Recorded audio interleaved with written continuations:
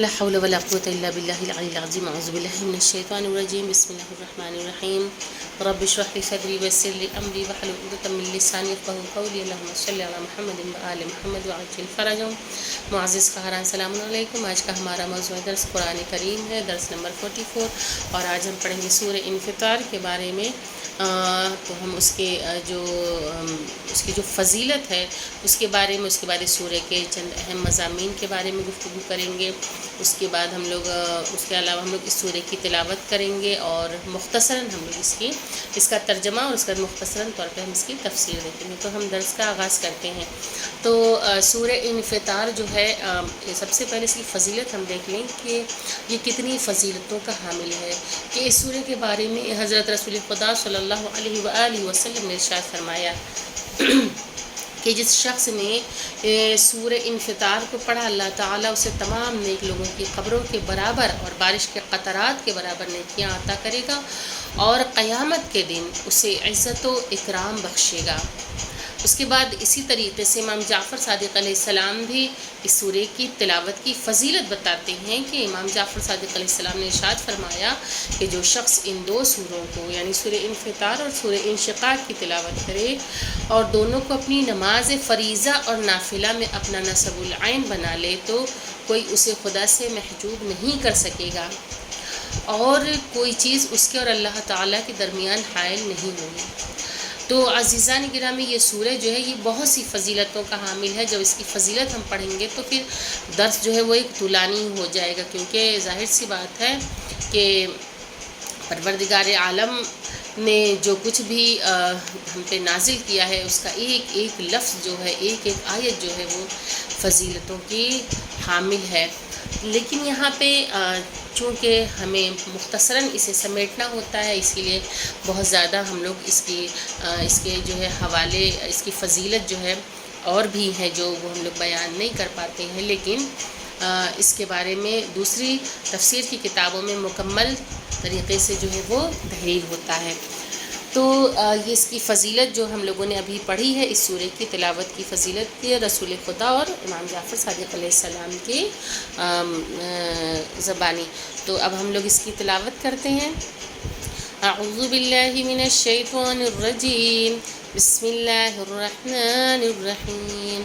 اذا السماء انفطرت واذا الكواكب انتثرت واذا البحار فجرت وَإِذَا الْقُبُورُ بُعْثِرَتْ عَلِمَتْ نَفْسٌ مَّا قَدَّمَتْ وَأَخَّرَتْ يَا أَيُّهَا الْإِنسَانُ مَا غَرَّكَ بِرَبِّكَ الْكَرِيمِ الَّذِي خَلَقَكَ فَسَوَّاكَ فَعَدَلَكَ فِي أَيِّ صُورَةٍ مَّا شَاءَ رَكَّبَكَ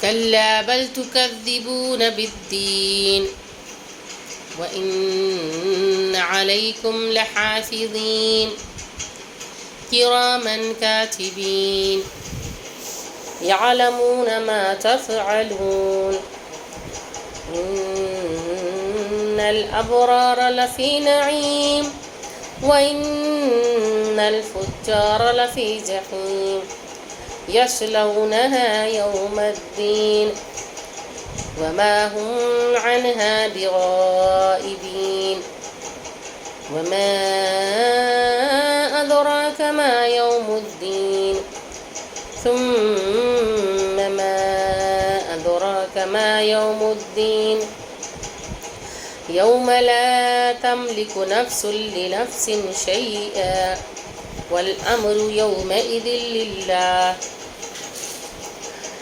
صدق اللہ العلی العظیم۔ قارئین، یہ رہی سورہ انفطار کی تلاوت۔ تو ہم لوگوں نے سب سے پہلے اس کی فضیلت جانی، اس کے بعد ہم نے اس کی تلاوت کی۔ اور یہ جو سورہ ہے یہ عام پارے کا سورہ ہے، 30ویں پارے کا یہ ایک جز ہے۔ اس میں چند مضامین جو ہیں، اس کے مین جو پوائنٹس ہیں وہ کچھ اس طرح ہے کہ سورہ میں قیامت کے احوال اور اس دنیا کا خاتمہ کیسے ہوگا، یہ سب بیان کیا گیا ہے۔ اس سورہ میں ان فرشتوں کا بیان ہے جو انسانی اعمال کو ریکارڈ میں لاتے ہیں، اس سورہ میں اچھے اور برے لوگوں کے حالات کی طرف اشارے ہیں، اور اس سورہ میں یہ بیان کیا گیا ہے کہ قیامت کے دن انسان کو کس قدر دشواریوں کا سامنا ہوگا۔ اس کے بعد اس سورہ کا ترجمہ ہم دیکھتے ہیں کہ اس کے جو پوائنٹس تھے کہ پروردگار عالم نے جن کی طرف اشارہ کیا ہے اس سورہ میں، تو تمام احوال جو قیامت، کیونکہ قیامت تو خدا ہی جانتا ہے کہ وہ کیسی ہے، لیکن اللہ نے اس کا ذکر جو ہے وہ قرآن مجید میں بھی کر دیا ہے، اور واقعاً ایک دل دہلانے والا وہ روز ہوگا کہ جس روز سب کچھ ختم ہو جائے گا۔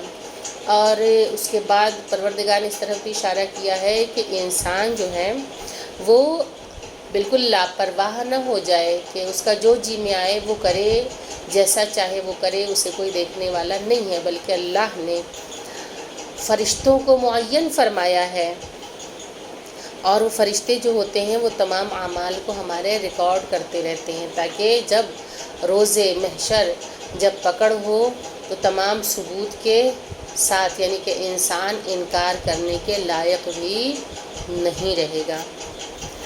اس کے بعد اس سورہ میں اچھے اور برے لوگوں کے حالات کی طرف اشارے بھی کیے گئے ہیں، اور اس سورہ میں یہ بھی بیان کیا گیا ہے کہ قیامت کے دن انسان کو کس قدر دشواریوں کا سامنا ہوگا، کتنی مشکلیں پیش آئیں گی۔ تو اب اس کے ترجمے کی طرف ہم نظر کرتے ہیں۔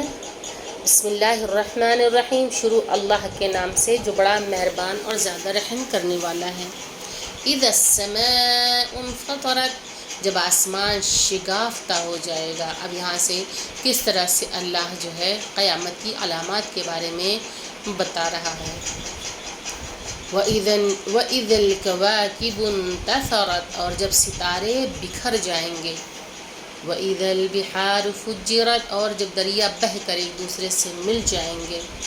وَإِذَا الْقُبُورُ بُعْثِرَتْ، اور جب قبروں کو ابھار دیا جائے گا۔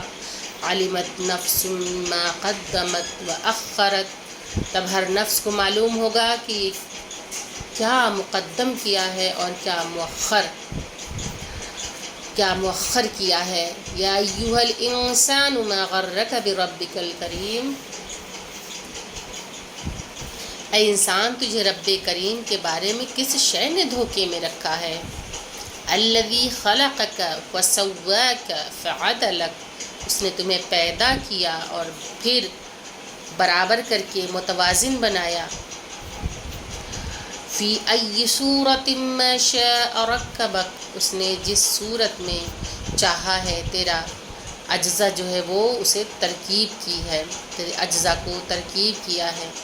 بل کلا بل تکذبون بالدین، مگر تم لوگ جزا کا انکار کرتے ہو۔ وَإِنَّ عَلَيْكُمْ لَحَافِظِينَ، اور یقیناً تمہارے سروں پر نگہبان مقرر ہیں۔ کِرَامًا کاتبین، جو باعزت لکھنے والے ہیں۔ یعلمون ما تفعلون، وہ تمہارے اعمال کو خوب جانتے ہیں۔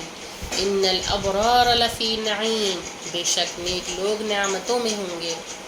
وان الفجار لفی جحیم، اور بدکار افراد جہنم میں ہوں گے۔ یصلونہا یوم الدین، وہ روز جزا اسی میں جھونک دیے جائیں گے۔ وما ہم عنہا بغائبین، اور وہ اس سے بچ کر نہ جا سکیں گے۔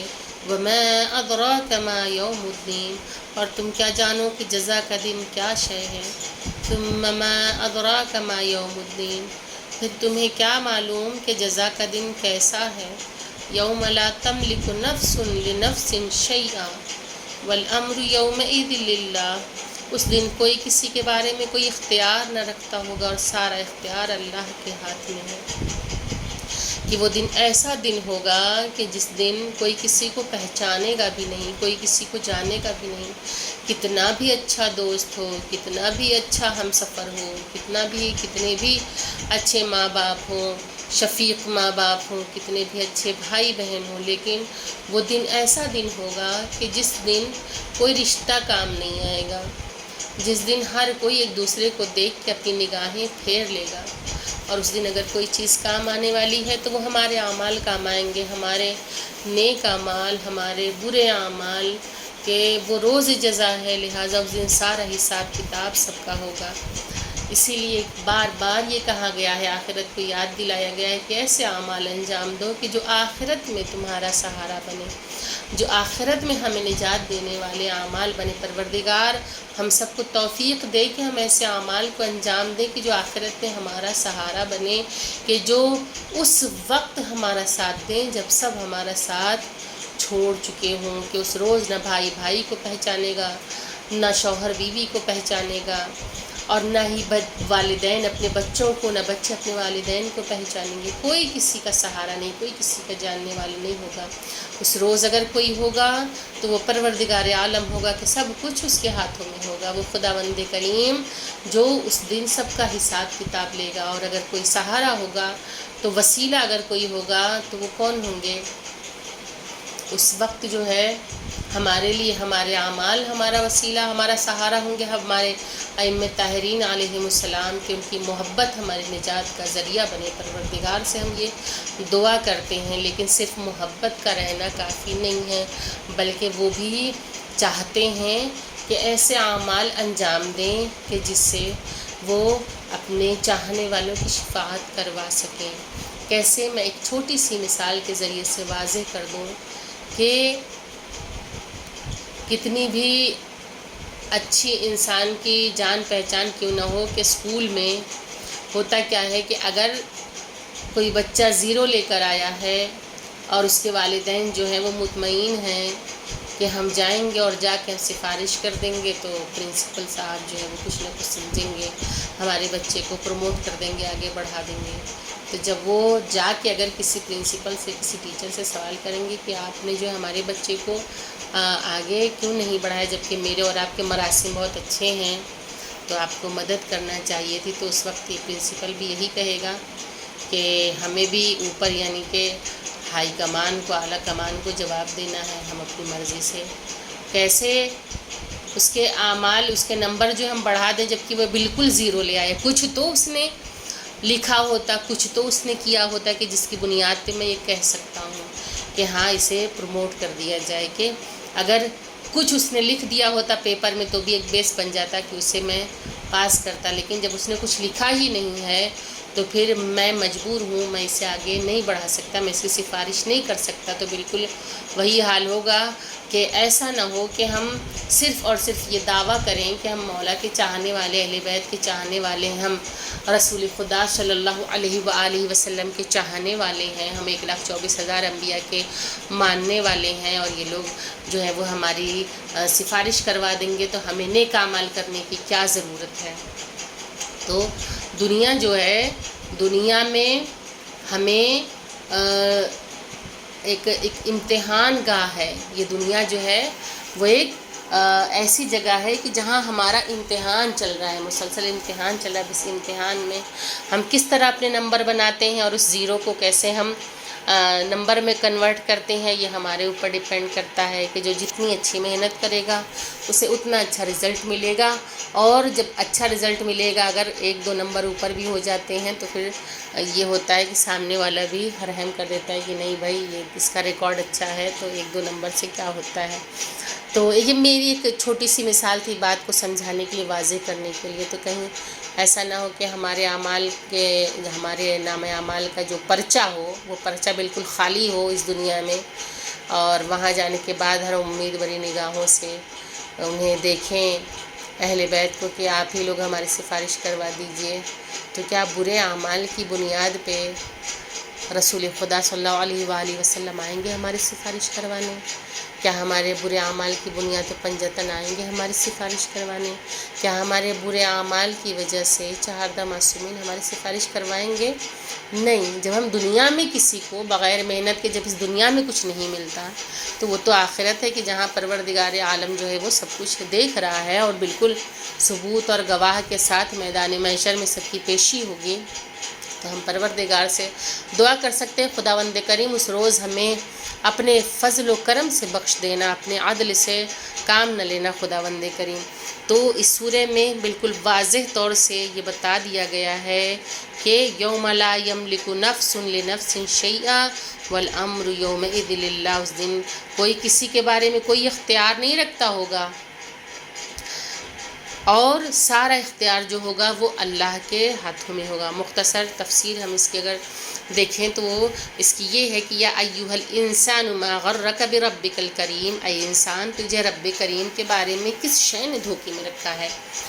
حضرت رسول خدا صلی اللہ علیہ وآلہ وسلم نے جب یہ آیت کی تلاوت فرمائی تو فرمایا کہ انسان کی سب سے بڑی دشمن جہالت ہے، یہی جہالت انسان کو دھوکہ دیتی ہے اور جو اسے اپنے رب کے مقابلے میں لا کھڑا کر دیتی ہے، کہ ایک جاہل انسان اپنی جہالت کی بنیاد پہ ثبوت اور دلیل مہیا کرنے کی کوشش کرتا ہے۔ تو جو جہالت ہوتی ہے یہی سب سے بڑا دھوکہ ہے اور سب سے بڑی انسان کی بدبختی ہے، اور یہی جہالت جب اسے دھوکہ دیتی ہے اسے اپنے رب کے مقابلے میں لا کھڑا کر دیتی ہے۔ کتاب نہج البلاغہ میں امیر المومنین حضرت علی علیہ السلام کا خطبہ ہے کہ جس میں آپ نے اس آیت کی تفسیر پیش کی ہے کہ انسان تجھے کس چیز نے گناہ سے پر دلیر کر دیا ہے، اور کس چیز نے تجھے اپنے پروردگار کے بارے میں دھوکہ دیا ہے، اور کس چیز نے تجھے اپنی تباہی پر مطمئن کر دیا ہے۔ کیا تیرے مرض کے لیے شفا اور تیرے خواب غفلت کے لیے بیداری نہیں ہے؟ کیا تجھے اپنے آپ پر اتنا بھی رحم نہیں آتا جتنا دوسروں پر ترس کھاتا ہے؟ بسا اوقات تو جلتی دھوپ میں کسی کو دیکھتا ہے تو اس کو سائے میں کر دیتا ہے، کیا کسی کو درد و کرب میں مبتلا دیکھتا ہے تو اس پر شفقت کی بنا پر تیرے آنسو نکل پڑتے ہیں، مگر خود اپنے روگ پر کس نے تجھے صبر دلا دیا ہے، اور کس نے تجھے اپنی مصیبتوں پر توانا کر دیا ہے، اور خود اپنے اوپر رونے سے تسلی دے دی ہے، حالانکہ سب جانوں سے تجھے اپنی جان عزیز ہے، کہ انسان ہر چیز میں اپنے آپ کو اپنی جان کو عزیز رکھتا ہے، اور اگر وہ اپنے علاوہ کسی اور کو روتا بلکتا دیکھتا ہے تو اس کا دل پگھل جاتا ہے۔ اگر کسی کو دھوپ میں دیکھتا ہے تو انسان پریشان ہو جاتا ہے کہ دھوپ میں جل رہے اس کے لیے سائے کے اسباب مہیا کیے جائیں، اور کسی کو پریشانی میں مبتلا دیکھتا ہے تو شفقت کے آنسو نکل آتے ہیں، درد و کرب میں مبتلا دیکھتا ہے تو مطلب تو سب کے لیے اتنا نرم دل ہے، لیکن اپنے نفس کے لیے تو کیا ہے؟ تو نے اپنے لیے کیا کیا ہے؟ کہ جس روز خداوند توانا کی جب پکڑ ہوگی، پروردگار عالم کی جب پکڑ ہوگی، اس روز کیا ہوگا؟ کس چیز نے تجھے اس چیز کی تسلی دے رکھی ہے کہ تو خود کے اعمال پہ رونے تک کو گوارا نہیں کرتا؟ کس چیز نے تجھے اتنی تسلی دے رکھی ہے؟ جبکہ تجھے تو سب سے زیادہ اپنی جان عزیز ہے، تو کیسے انسان اپنی جلد پہ جب عذاب ہوگا تو کیسے انسان برداشت کرے گا؟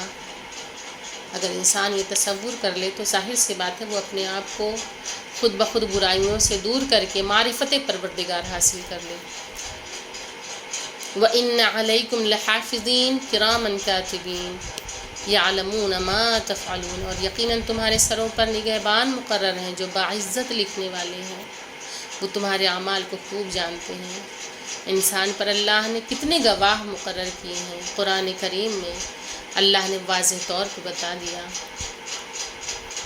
اللہ تعالیٰ نمبر 1 جو ہے، اللہ تعالیٰ گواہ ہے جو فرماتا ہے کہ جو عمل تم انجام دیتے ہو ہم اس کے شاہد و ناظر ہیں، تو خدا سے بڑھ کر کون گواہ ہے؟ لیکن اس کے علاوہ بھی اللہ نے پھر ثبوت بھی اکٹھا کیے، اس کے بعد انبیاء اور اوصیاء گواہ ہیں، سورہ نساء آیت نمبر 41۔ اس کے بعد تیسرا جو ہے انسان کے اپنے اعضاء، زبان، ہاتھ، پاؤں گواہ ہے، سورہ نور آیت نمبر 24 میں ہے کہ اس روز انسان کے عضو بدن تک اس کا ساتھ نہیں دیں گے، اس کے اعمال کی گواہی دیں گے۔ نمبر 4 انسان کو اپنی کھال گواہ دے گی، اس کی اپنی کھال جو اس کی گواہی دے گی، اس کی کھال اس کی گواہ ہے۔ اللہ نے حامیم السجدہ میں آیت نمبر 21 میں بتایا ہے۔ اس کے بعد 5واں جو ہے وہ فرشتے گواہ ہیں، سورہ قاف آیت نمبر 21 یعنی 21۔ اس کے بعد 6 جو ہے انسان پر وہ زمین گواہ ہے جہاں وہ زندگی بسر کرتا ہے، سورہ زلزال آیت نمبر 4۔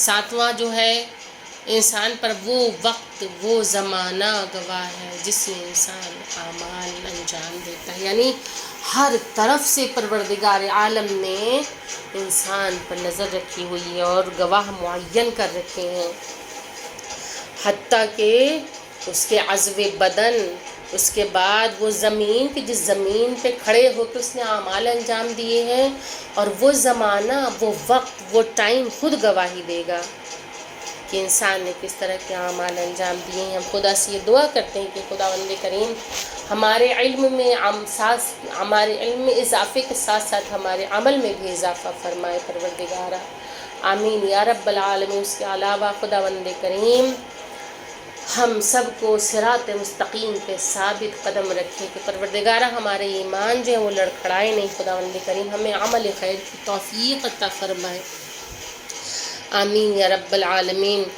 تو یہ آج کا درس رہا سورہ انفطار کا۔ اب ہم سورہ کی جو ہے چند سوالات آپ سے پوچھتے ہیں، جس کے جوابات لکھ کے آپ لوگ ہمیں واٹس ایپ پہ ٹیلی گرام پہ بھیج دیجیے گا۔ تو سورہ انفطار کے مضامین کون کون سے ہیں، اور دوسرا سوال ہے کہ فضیلت سورہ انفطار کے بارے میں رسول خدا نے کیا ارشاد فرمایا۔ تیسرا سوال کہ امام جعفر صادق علیہ السلام نے سورہ کی فضیلت کے بارے میں کیا ارشاد فرمایا۔ اس کے بعد ترجمہ جو اس کا ہے کہ اس میں آپ لوگ کم از کم 5 آیتوں کا جو ہے وہ ترجمہ تحریر کریں۔